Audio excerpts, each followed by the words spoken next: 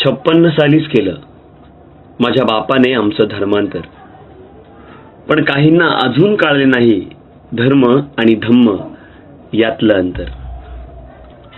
मिळतायत सुखसोयी म्हणून धम्मात येऊन बसले, पण 33 कोटी देवांच्या चिखलात फसले ते फसले.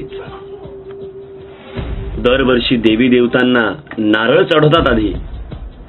दरवर्षी देवी देवतांना नारळ चढवतात आधी. आठवतंय का रे माझ्या बापाने 5 रुपयांचा हार मागितलेला कधी?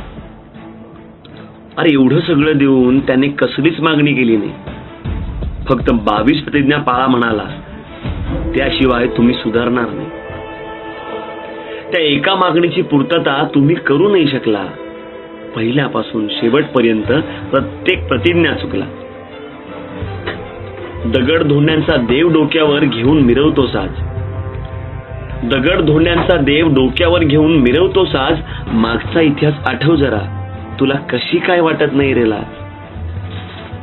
जीव घेण्या गुलामगिरीतून तुला कोणी बाहेर काढलं? जीव घेण्या गुलामगिरीतून तुला कोणी बाहेर काढलं? तुझा देव बसला बघत बाबासाहेब मात्र धावलं. त्यांनी केलेल्या उपकारांची ही अशी परतफेड करतोस? अरे 22 प्रतिज्ञा लाथाडून आज आरती करायला दही अंडी लावायला धावतोस.